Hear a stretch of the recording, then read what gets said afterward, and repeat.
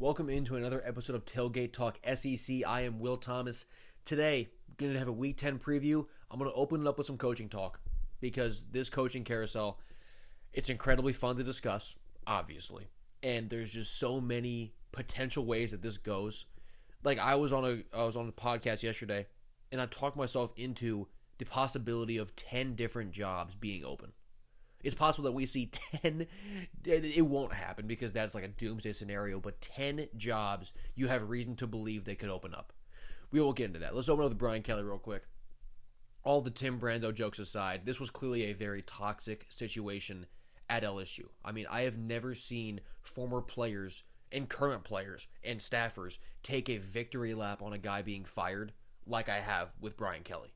It is very clear that he was not respected, that he was not liked by a lot of the people who were under him, which is obviously in hindsight you can see it wasn't a fit, and some of the warning signs were there with this guy, but it's really jarring to see that a team where he had LSU winning games, like they were performing well, but to have that lack of respect for the guy, especially after he was on a documentary, like you didn't really get the vibe that he was not liked in the SEC documentary, but clearly it was true.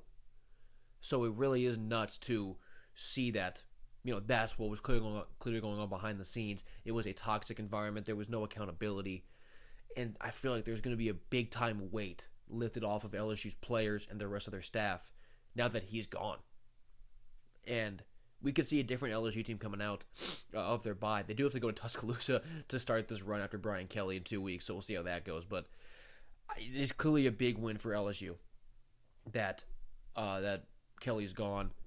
And in terms of who I think they could go after, I mean, obviously, you have Lane Kiffin at the top of the board. He's at the top of every single board that exists right now. He is the hottest commodity, so Lane Kiffin is up there. I think, John Summerall is up there, obviously. The head coach at Tulane, he's obviously a Louisiana guy, so he'll get the culture, he'll get the fit, and he's a proven winner. And he has head coaching experience. A guy who doesn't have head coaching experience that I was interested in for LSU was Joe Brady. Now, he was their passing game coordinator and receivers coach officially in 2019 when they won the championship. He had his hands on way more of the offense than just what that title would imply. And he helped to develop, some of the greatest offensive players in college of all time in Burrow and those receivers. He knows LSU. He understands what it takes at LSU to be great. He knows what a winning program there looks like. And he's currently the OC with the Buffalo Bills in the NFL. His name has been tossed around with a lot of head coaching vacancies, potential vacancies at least, in college. Now, he doesn't love recruiting. That's been a public statement of his. I wonder if that dislike goes away when LSU says, here's $11 million a year. And the reason that I also bring up Brady is because he'll be cheaper than Kiffin. He'll be cheaper than Summerall. He has no head coaching experience. He doesn't really have ties to any of these other programs where I think there'll be a bidding war for him. I think you can get Brady at a bit of a discount, but you still know what you're getting. You're getting an offensive guy who knows what he's doing, and LSU is going to have that baseline talent to where you can trust, like, Brady's going to have guys that can do what he wants them to do. So I think Joe Brady is an interesting name to watch for LSU. Moving on, let's just discuss some Lane Kiffin stuff. First of all, the video after the Oklahoma game where he's like walking off the field, he points down at the field. If you believe that he said, I'm staying or I'm not going anywhere, I've got a beachfront house in Iowa to sell you. That's obviously not what he said. He was fired up. And what I will say about that game for Lane is that it ran up the check. Because now you've got Ole Miss probably going to the playoff. Maybe going to Atlanta. He got himself paid more for whoever's going to employ him next year because of that win and because of what it's going to cause. I truly believe, though, that he's not going to be at Ole Miss next year because with Florida and LSU both open, I don't understand how he could pass up both of those. I think they're both better jobs. I think the ceiling is higher. I think he wants to. I think he will want to move up. I think he'll really want to be at one of those programs. I don't see Lane sticking at Ole Miss next year. I think he's going to one of those two vacancies, and if I had to guess right now, I'd say Florida. So Lane, I think it's gonna keep being this back and forth of, yeah, he's gonna come to Florida. No, he's not. He might go to LSU. He's staying. It's gonna be that kind of roller coaster. I think at the end of the day, Lane will be a Gator. Mark Stoops at Kentucky. I think he's done. I'll talk about it in my preview for the greatest game of the week, by the way, Kentucky-Auburn. I think Stoops is going to be done because of just what this year is. I think he's out of gas. But Kentucky is kind of a good job as a sort of a stepping stone job for maybe a coordinator to become a head coach at Kentucky, prove that you can win and then move up, because you get SEC resources, you get an SEC salary, you're at a program that takes football seriously enough, and you're only expected to win 7 games a year. If you go 8-4 at Kentucky, they're going to build you a statue. That is the kind of job it is, where you get the resources in a program that you've seen, like, they've won 9 games in the past, they've won 10 games in the past. All you got to do is win 8, and you are going to be revered in Lexington forever. So it really is a good job from that aspect, but also just a stepping stone for, like, maybe a Manny Diaz to coach in the SEC and prove he can do it. Or just for a coordinator to get their first head coaching gig, run that program, have them succeed a little bit, and then move up. Kentucky's not a bad job. Shane Beamer at South Carolina. I thought it was total coaching malpractice to lose the Alabama game. I had a large rant on the Sunday show about what I thought went wrong, the decisions that I thought went wrong, and just what I thought was dumb, what I thought was stupid. And people are kind of losing patience with him. They are. We're at a point now, though, where I'll talk about Auburn a little bit too. It might not be a great year to go fire a coach, because you have Florida and LSU and Penn State who are already open. Florida State might open. There are so many jobs that are a higher caliber than South Carolina and Auburn, and granted, even Kentucky, that are already open and are already now doing their due diligence, making some phone calls, gauging interest, getting in some guys' pockets. It's going to be hard, but I mean, for Shane Beamer, if there's this much animosity in Columbia, if it's just not working out, why wouldn't you just go home to Virginia Tech? Why wouldn't you do what everyone thinks is going to happen eventually? Just go coach the Hokies. And the pushback on that is, well, you've got Lenore Sellers if you're Carolina, and Sellers loves Beamer. If you get rid of Beamer, you're getting rid of a generational guy who really no program sees that often, but Carolina especially, they don't see him that often. You know, you're kind of setting your team back. My counter to that is, I don't think you should ever keep a coach because of talent. Because right now, look at what the marriage is. You have Beamer, you have Sellers, this is what's going on. The offense is the worst in the SEC. So why would you keep Beamer just for the sake of keeping Sellers if this is the product? You have to get rid of Beamer, bring in a new guy because Sellers can't leave until you have a new guy, and see if they can make it work. If not, Sellers will go, and that will suck, but look at where your team is at right now with him. He's a really fun player to watch, and he's an absolute alien. I think he'll be a high draft pick whenever he goes. But you can't just cling on to the fact that look at how cool this guy is if it's not working. So I think Beamer has to go at Carolina. And then for Auburn and Florida State, I kind of brought those two up. Do they need to wait? And I think that question applies also to Carolina to an extent and Kentucky, because so many big jobs are open. So are these schools willing to roll the dice with a group of 5 coach who might not be some Roller Silverfield, right? Who might be just a coordinator. Like, I think Kane Womack, Bama DC, he's a name. I think one of these schools will go after him. This coaching carousel is going to be so nuts. You're probably going to see a team or two who should fire their coach. Like, I'm kind of looking at Wisconsin with Luke Fickell. Maybe hold on to the guy. Because, like, who can we get right now, feasibly, that is actually going to be an upgrade than who we have, even if we go 5-7 this year, even if we go 4-8. You know, who is a guy that we can confidently say, you are better than the guy we currently have? I think a school or two might say the guy we have right now is better. And we're just going to wait a cycle and see what happens. But this coaching carousel is going to get nuts. Let's get into some football. We got 6 games this week in the SEC. 2 of them absolutely blow. 2 of them absolutely blow. I'm going to be watching them. They'll be on the TV. But let's discuss this Kentucky and Auburn game. Thank goodness it got a primetime slot. This is a night kick in Jordan Hare. Auburn laying 10.5 with a total of 44.5. These teams are 15th and 13th in total offense. They are 16th and 14th passing the ball. They're actually okay running the ball. Middle of the pack, both teams are, so you'll see more of a ground attack than an air attack. This game is going to suck. This game is going to be so boring to watch. And we don't know yet who's playing quarterback for Auburn. Because Jackson Arnold and Ashton Daniel, they're battling it out this week in camp. They're competing for it. So Auburn has quarterback questions. I think if you're Hugh Freeze, you have to go with Daniel.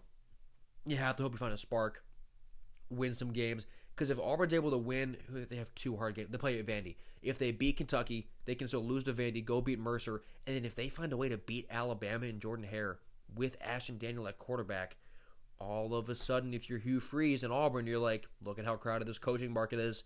Let's just hold on to him. He found a spark. So if you're Hugh Freeze, I think you have to go with Daniel in the name of getting a spark and trying to save your own job.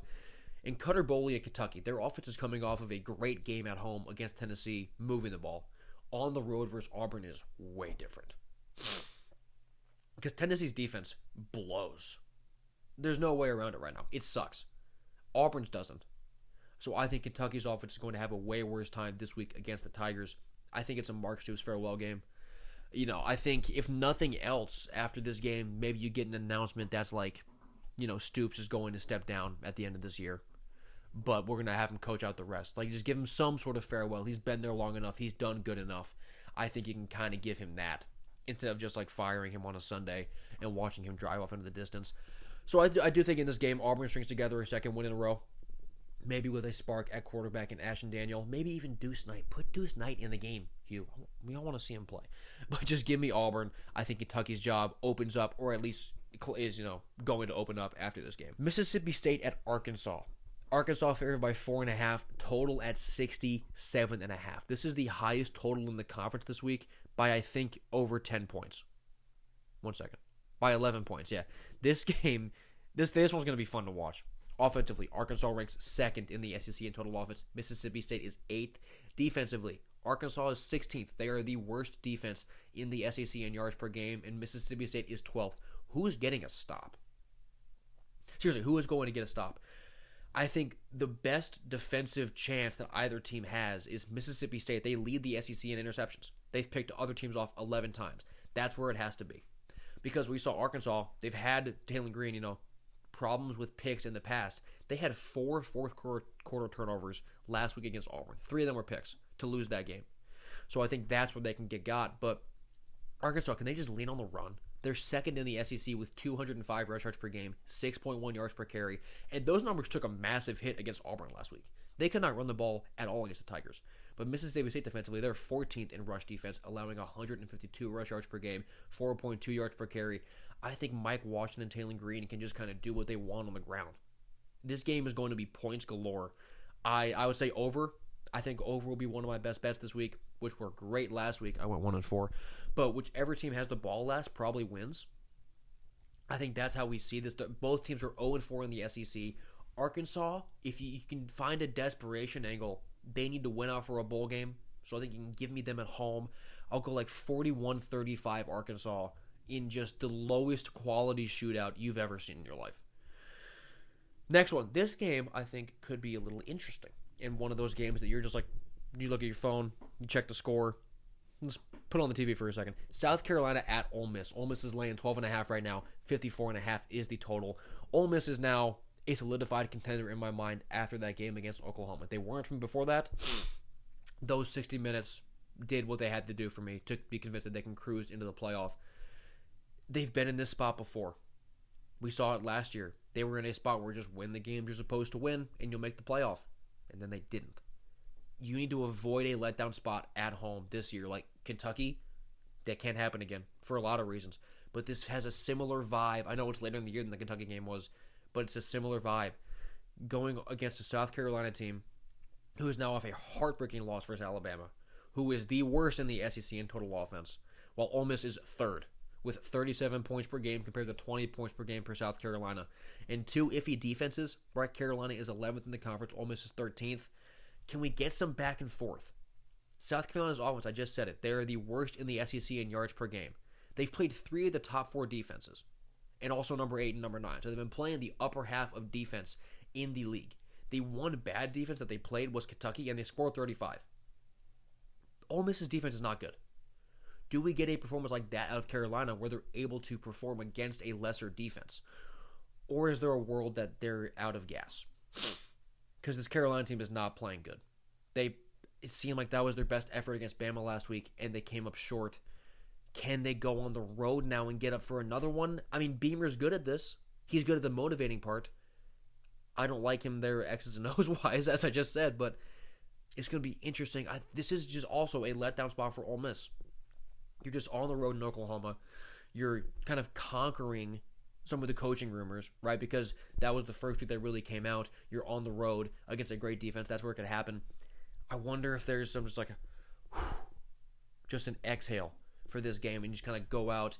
I talked about it when Washington State went to Ole Miss. Ole Miss had to play Wazoo. Wazoo got to play Ole Miss. I wonder if it's the same thing now where Ole Miss is coming home. They're obligated to play Carolina. Carolina gets to play Ole Miss. I wonder if we get a similar thing there. I think Carolina keeps it close. I don't think they win, but I'll say like 31-28. I think this game is close. I think it's scary. I think you'll get a lot of eyes on it late when the score populates on your phone and you see it's close. So give me Ole Miss tight, but I think that Carolina's able to keep it tight. Have some water real quick. Just exhausting, this job. Just so exhausting. Vandy at Texas. Texas, I believe the live line is now 2.5, total in the mid-40s. Texas is finally coming home. They haven't played a game in Austin since September 20th. This game is going to be played in November.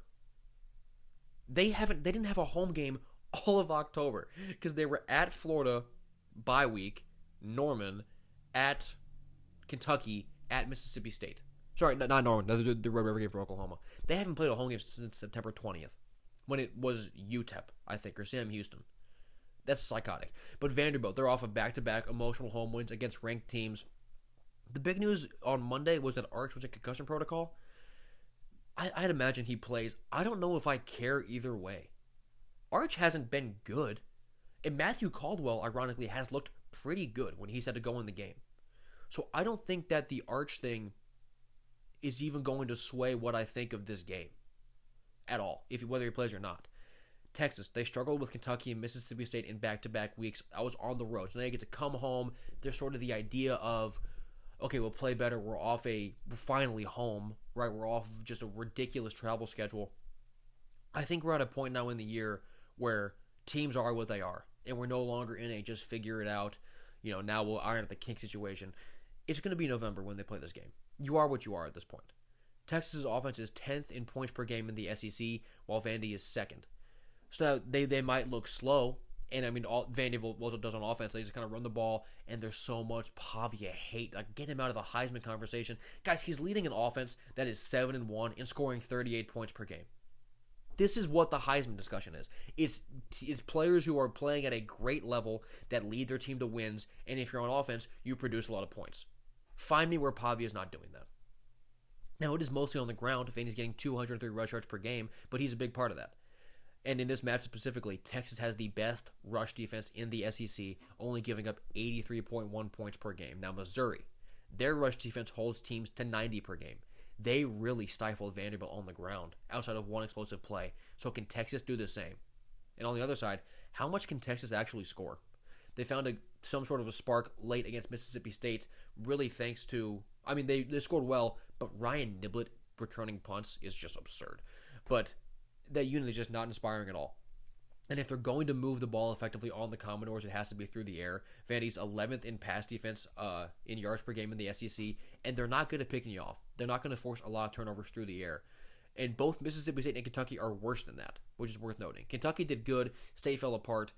Texas is just so weird with how much talent there is and the range of performance they put out. They can look great, and then they can look terrible. And that's what you've seen. You've seen an inconsistent team that just makes me not confident at all picking this game. Because I can't imagine this game even getting into the high 20s. I think it's close. I think it's an absolute war. I'm inclined to lean Texas. Because Vanderbilt's last road game was at Bama. The offense played poorly. Pavia had 2 turnovers. Texas isn't Bama. Defensively, I think they are, though. So I think that might still apply. Right now, I'll say Texas like 20-17. I could wake up tomorrow and think Vandy by the same score. But for right now, I'm going to lean the Longhorns. I just think Vandy has to lose another game because of their schedule. No one in the SEC is going to go better than 11-1. And that's what Vandy would do if they went out. I think that they lose this game. Probably the last game they drop. I think I like them against Tennessee. We'll see how that goes, though. So give me Texas right now. Let's go to Jacksonville. Florida, Georgia. Georgia favored by 7.5. total is at 50.5. We've got a different Billy in charge of the Gators in Gainesville. Billy Gonzalez, the wide receiver coach, who's been at Florida forever. He is now the interim. Ryan O'Hara, the quarterback coach, is the new play caller for Florida. So where I'm at with the play calling changes, can't be worse.